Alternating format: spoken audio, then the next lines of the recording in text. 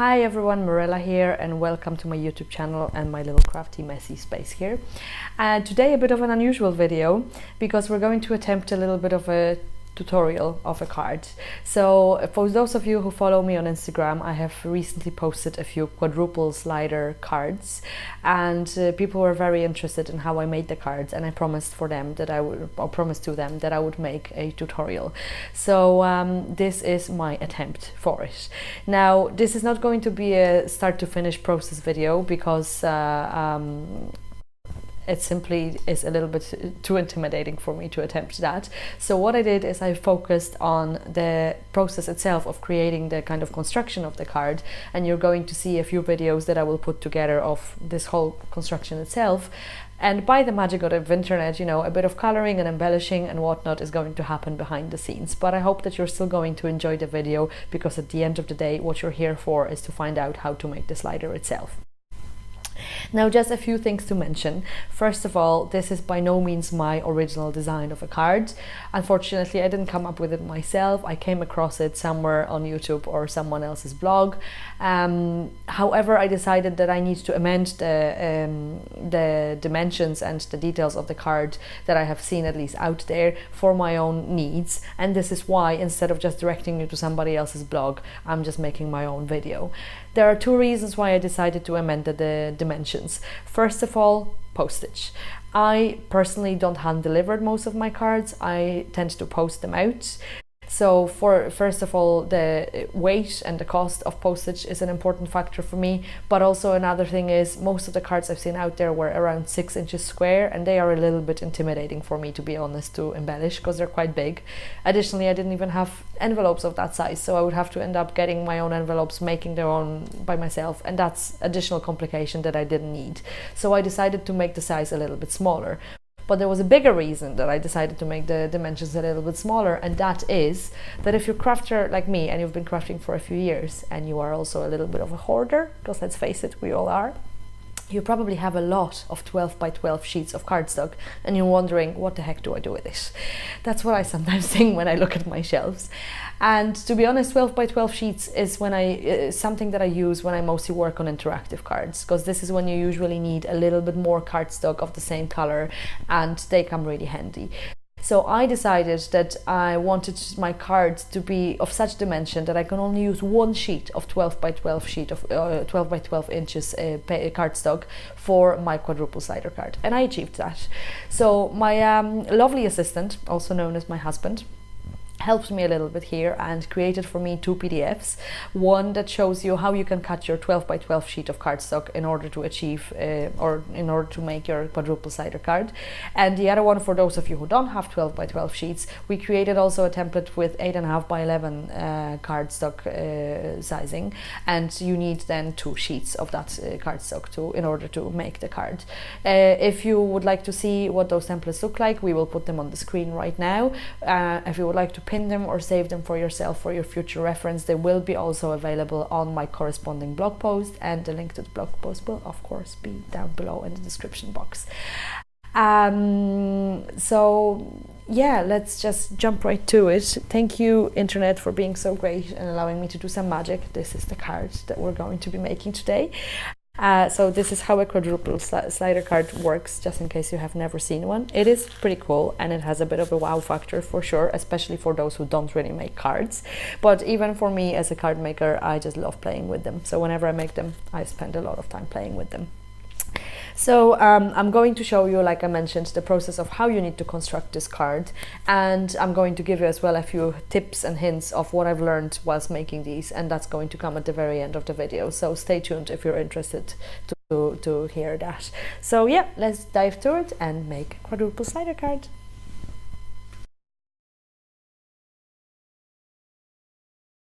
Righty, let's jump right in and let me show you what you will need for the quadruple slider card to make it. So you will need one panel of 4.25 inch square. So it's 4.25 by 4.25, and this is going to be your front panel. That's what you're going to be embellishing for the very front of your card.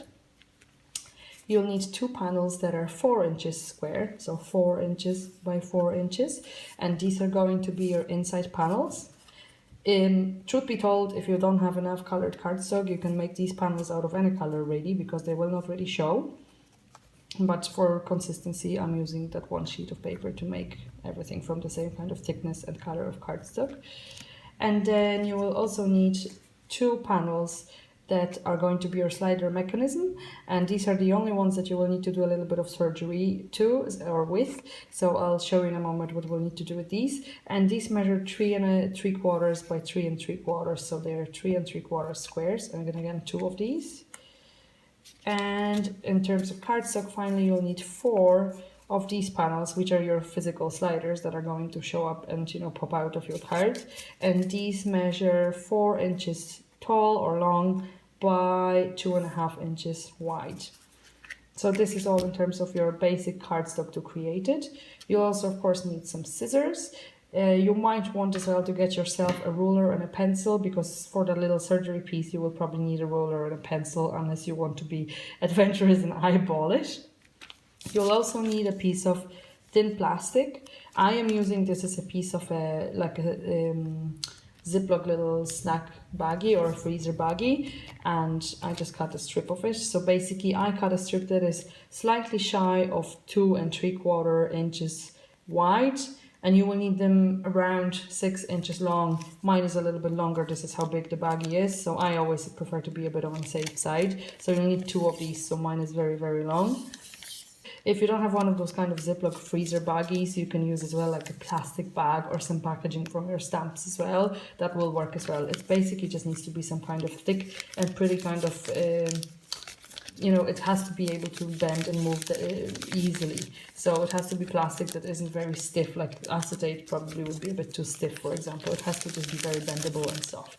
So this is what I'm using. And you also need some adhesive, of course. Ideally, you want some double-sided tape. Not too wide, for sticking that plastic and making that whole slider mechanism. So make sure that your tape is really, really strong, because people will be pulling on your card a lot. So that's a tape that I am using. You can try to use as well snail adhesive. I wouldn't really recommend wet adhesive for this, but ideally I think a very strong double-sided tape is your best bet for it. And then you will also need some double-sided foam tape. If you don't have one, you can use your dimensional little squares. If you have these, you can even make your own double-sided foam tape out of fun foam and some adhesive.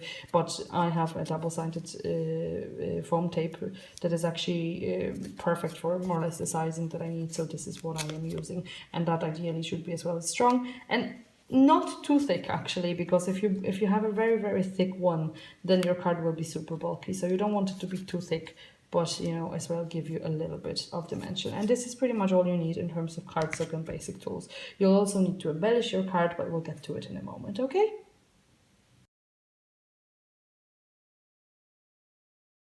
Okay, so like I said, we will need to do a little bit of surgery to our slider mechanism panels, and these are the ones, just a reminder, the 3 3/4 squares. What you need to do, and that's the easiest way to do it, is you draw yourself lines. You basically measure 1/2 inch from each side, and you just draw yourself lines across the whole panel. Like I said, these panels are not going to be visible, so you can mark it with a marker, pencil, whatever really you have handy. You can even score it if you don't have anything to mark on. And you need, like I said, 1/2 inch on each side. And then what you do is you basically cut it into a shape like this. So you just take this little panel and cut it, and then on the opposite side you cut the same one, so that it kind of leaves you a funky shape like this, or like an eye if you want, like a thick eye like this. So you will need to do that to both of your panels, the 3 3/4 ones, and this is going to be your slider mechanism. So I did this one already. This one I'm just showing you how I drew the lines. You can actually see them here as well when I was drawing them, and I just cut it. It doesn't have to be perfectly done, but try to stick to the lines as much as you can, and try to also kind of not bend these flaps, because they will need to be relatively sturdy. So try to kind of cut it in a gentle way. So you need to do it with both of your panels.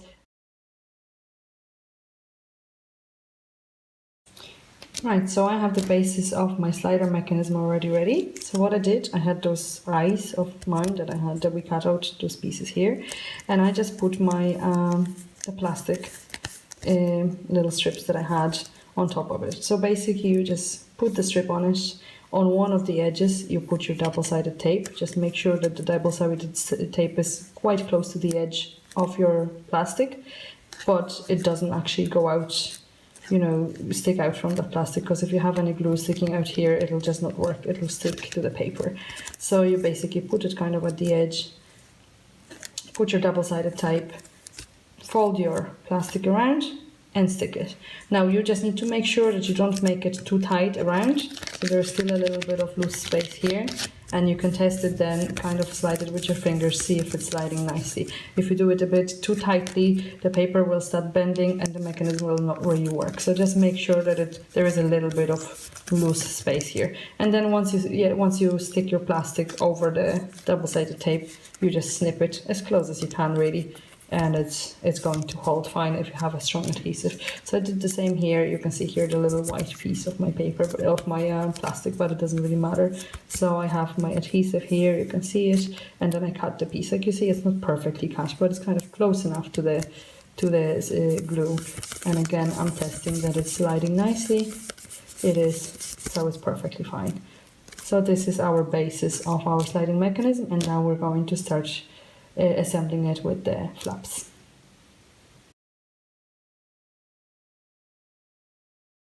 So moving on, I already made one of my slider mechanisms, and now it's a bit flimsy still because it's obviously not within the card, but you can see that it works.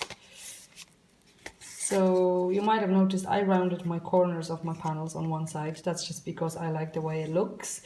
And this is how you make your slider mechanism. So this is one that is already ready. Here is another one of our T's. So you put it on either way, either side that you want to. And when you have your two flaps, what you want to do, now with the rounded corners, it obviously kind of, you want to have them on the outside. And it helps a little bit here that I have a bit of a texture more than on the other side. So on one side, you put the glue kind of on the back. On the other one, you put it on the front. So for me, it's the textured side up and textured side down. That's how it works. So you put a little bit of glue on the edge of your panel or your double-sided tape.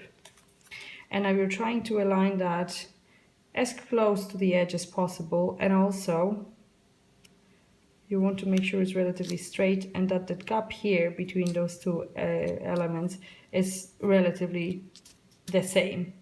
So you don't want to kind of have, you know, it here very close to this edge and then a huge gap here, otherwise it won't really work very well. So you're trying to make it a little bit even, and then you just flip it. And this is where you have your glue on the back of your panel. So I have my texture on the top of your panel, so on your texture side up that you want to see this way. And the glue kind of goes this way now, so you don't want to have the glue here. You want to obviously stick the panel to your mechanism, and again you try to kind of line it up with this and with this panel as well, and this way you have again more or less straight lines here, and you can test it out and it slides out perfectly well. This one's actually much more somehow sturdy, so you can see it slides perfectly, and I have my texture side on both panels.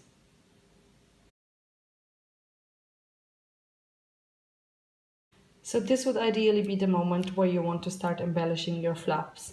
You can embellish them afterwards, after putting all your card together, but trust me, I've been there and done that, and it's not very easy.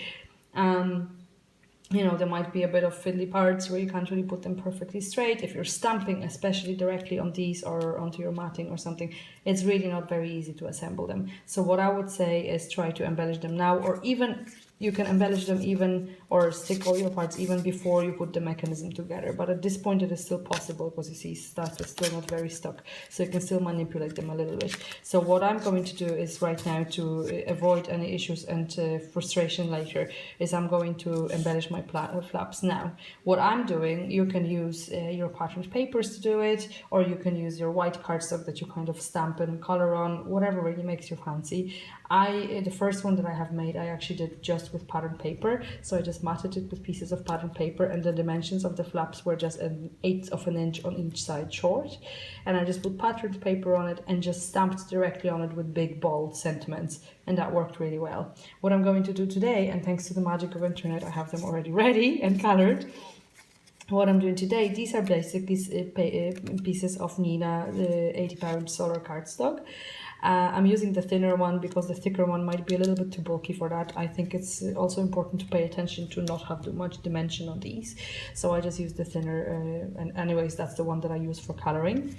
And now it's important, again, I'll be talking about it a bit later, but just make sure that you know you color and stamp your images in the directions you want them, so that when they pop out, you don't have, you know, a turtle popping out this way, unless this is how you want him to pop out, obviously. So I stamped and prepared these already, so I'm going to get them stuck on my flaps, and when I adhere them to these, we will continue with the assembly of our card.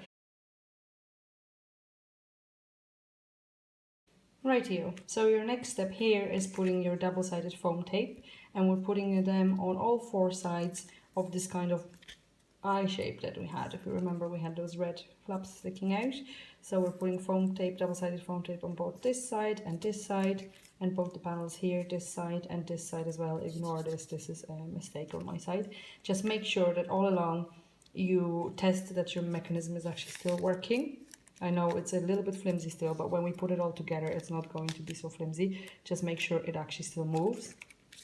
Let's test this one. Basically, what you don't want to do, like it is obviously still moving, what you don't want to do is you don't want to have your tape stuck on top of your little plastic strip and your plastic baggie. So just make sure that it, yeah, you can test it like this with your finger. Make sure that it still freely moves around, okay?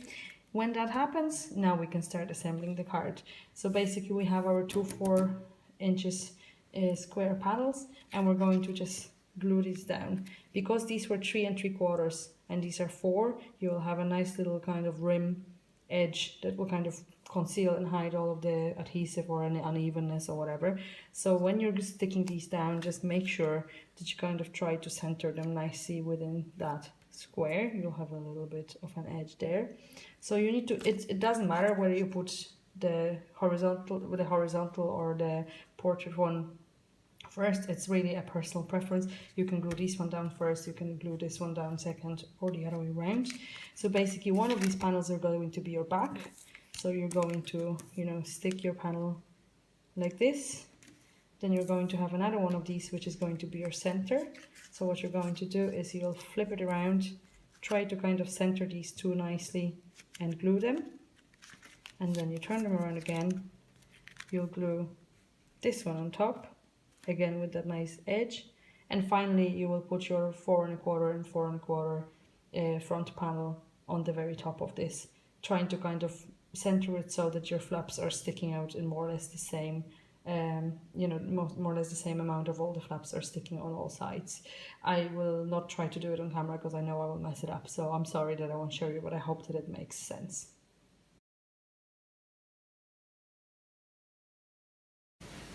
Okay, so I put them all together. You can see the sandwich here. Our 4 layers of our double-sided foam tape. And this is the card pretty much ready. It works very well, or so I hope. Yeah, it works really well. It's good to play, you won't be able to resist it anyways, but it's good to play with it a little bit before you kind of give it to your recipient, because this way it kind of gets, everything gets nicely, you know, ready. And like if there are any kind of jagged edges or something, they will kind of even out if you play with it a little bit, and it'll all nicely kind of fit better like a puzzle into it. If you wanted to, you could put as well some sentiments here. I did that on one of my cards as well. Or you can just leave them like that, or you can hide sentiments here, like I have here, hip hip hooray hidden, and over here is my space for writing a message. Again, if you already know in advance what you want to write, you might want to write that before you assemble a card, because it is a little tricky to write like this, but you know, it's all up to you. So now the last bit that is left, and let me just show it to you on the back, it looks nice and even as well. If you want to, you can also write the message here. If you want to do, like, say, stamping or put photos or something all over here, you can also write your message here. Or you can also do a little stand, as in you can make another flap of paper that you glue to this, and it can actually stand up as well if you want.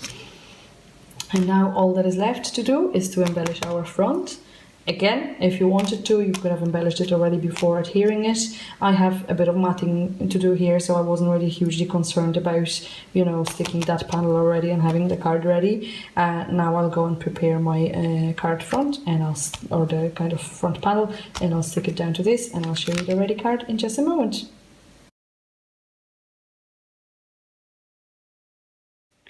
Rightio, so here is the finished card. As you can see, I rounded the corners as well of the front panel so that it would kind of be matching the rounded corners of my panels, the slider panels here. That's absolutely an optional step. You don't really have to do it, but I decided to do it for this particular card. And when we slide it out, as you can see, it works perfectly. Sorry for the background noises here. My kitties are back from their playground, so no more pain, no more peace for Mama.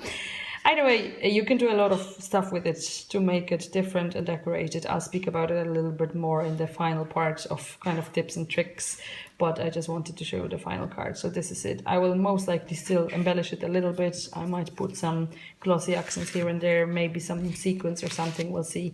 But I wanted to just show you kind of the final card by itself.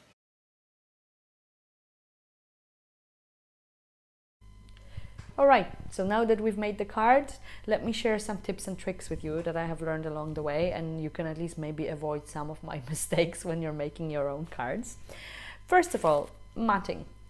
I did not provide you with any information in that video about how big those panels of the kind of more matted pieces should be, and that's simply because it's really down to a personal preference. Some people like to have a bigger rim, some people like it smaller, so you'll need to basically make it work for yourself.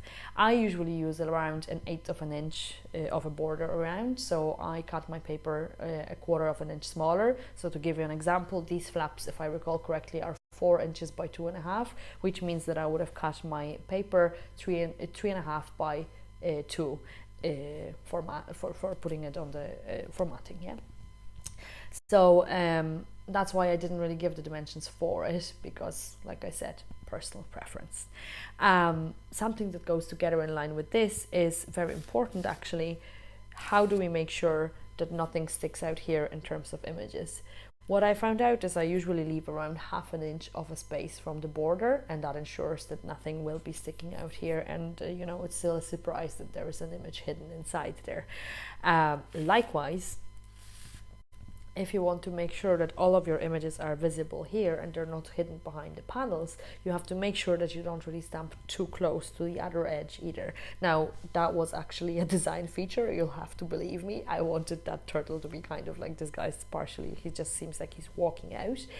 However, if you don't want to have that and you would prefer the turtle to be here entirely visible, I usually measure, like, there is around 2.75 inch space here that you have that will be visible outside of your main panel. So this is your stamping area. So if you're doing it for the first time, you might want to mark yourself that 1/2 inch space and the 2.75 inch space on the piece of paper that you're stamping on, and kind of stamp just within those areas. What else? Well, you might be worried that you don't really have enough cardstock in the one color to make this whole card. I mean, but nobody really says that you have to use just one color of cardstock for it.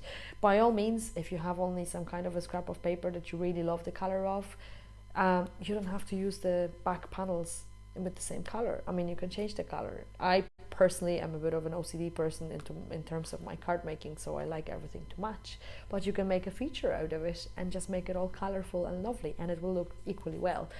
Now, I most likely myself would focus on having the same color for these flaps and the front panel, but again, if you use rainbow colors or some other colors, I'm sure it will look equally well. So if you're worried that you don't have a 12 by 12 sheet of paper, or you only have 8.5 and 11 sheet of paper of a color that you really like, don't worry, you can most likely still make that card. You just need to make it work for you.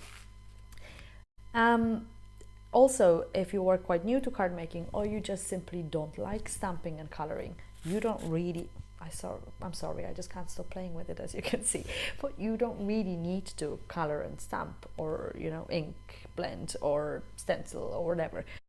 The very first slider that I made was much simpler actually. I only used patterned paper for matting, and on that patterned paper I stamped big bold sentiments, and that took me 2 minutes to finish and was fantastic. It looked really cool, like, you know, I had a big happy birthday, make a wish, it's your day, celebrate and whatnot, and it looked really awesome. So if you are a bit intimidated by all this coloring and all this, you know, having to create nice scenes or whatever, you don't have to. You easily can also use just sentiments or just some images, like a balloon or a cake or something that is just, you know, a big bold image. And the final thing would be embellishing of the card is very important in this design. You can go to town on this front. Foam tape, wobblers, whatever makes you happy, you can use on this. These flaps is where you need to pay attention to keep them relatively flat. So I would refrain from using any heavy embellishments, any kind of sequins, Nuvo drops or anything like that. I would just go with plain stamping, plain coloring, maybe a teeny bit of glitter or glossy accents is still okay. Paper piecing most likely would be fine too, but you need to make sure that you do it really well, and you do it really well. However, take into consideration that, you know, people might want to play with it a lot and it might over time kind of wear off. So I would really refrain from making it too complex in terms of embellishing on those flaps. If you really want to put a lot there, then I would say you'll most likely need to double on the foam tape here, and that way you could probably make a little bit more in terms of embellishments on the flaps. I don't think I've actually mentioned that either, but what you can do sometimes over here in that half-inch space that I mentioned that you have, you can either as well put a sentiment here, which looks really nice as well. So you have a sentiment and then you pull it out and you see an image down there. Or if you want to make it slightly easier for the recipient, you can also put one of those stamps that say, or write it even yourself, that say pull, so that the recipient actually knows what to do with the card. In general, as you can see, it's a super fun card. It's not as difficult to put together. It is a bit time consuming, but not hugely. And I can assure you that the recipient will absolutely love it. And that's only if you actually part with it and send it to the recipient, because I'm sometimes tempted not to. Anyways, thank you very much for watching. I hope you enjoyed that video and I hope you will find it useful. If you make one of those and you're on Instagram, feel free to tag me. I would love to see what you've made. I'm also Handmadebymirella over there on Instagram. If you have any questions or comments, please put them down underneath the video. I'll be very happy to read them, and if you have any questions, I will do my best to answer them as well. And in the meantime, just enjoy your day and go try making one of these. Take care. Bye.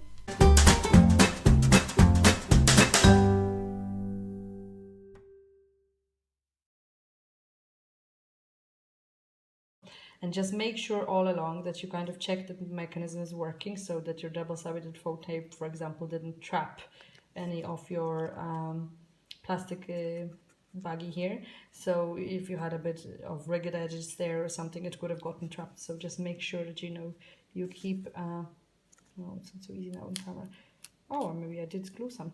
We'll need to check that in a moment. Here you go, a blooper. Make sure that it slides nicely. I did check this one, on this one it slides.